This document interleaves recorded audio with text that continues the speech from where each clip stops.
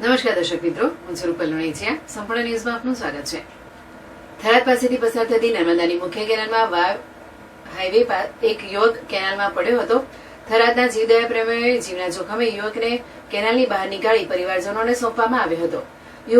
યુવકે અગમ્ય કારણોસર કેનાલમાં ઝંપલાવ્યું હોવાનું જાણવા મળ્યું હતું.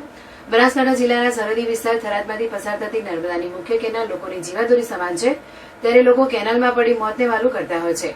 ત્યારે ગત રોજ સાંજના સમયે વાવ હાઈવે પરથી પસાર થતી નર્મદાની મુખ્ય કેનાલમાં એક યુવકે અગમ્ય કારણોસર કેનાલમાં ઝંપલાવ્યું હતું. જોકે રાહદારીની નજરે પડતા નજીકમાં બેઠેલા જીવદયા પ્રેમીઓએ તાત્કાલિક કેનાલમાં ઝંપલાવી યુવકને જીવિત બહાર નીકાળ્યો હતો અને તેના પરિવારજનોને બોલાવી યુવકને સોંપવામાં આવ્યો હતો. જીવદયા પ્રેમી જયંતિભાઈ જણાવ્યું હતું કે કાજીવાસનો અજાણ્યો આશરે 20 વર્ષનો છોકરો અડધો નહેરમાં પડી ગયો હતો. ત્યારે અમે લોકો હનુમાનજી મંદિરે બેઠા હતા. ત્યારે અમને જાણ કરી હતી કે છોકરો કેનાલમાં પડી ગયો છે. ત્યારે અમે તાત્કાલિક ઘટનાસ્થળે આવ્યા હતા અને જોયું તો છોકરો અડધો કેનાલમાં પડેલો હતો.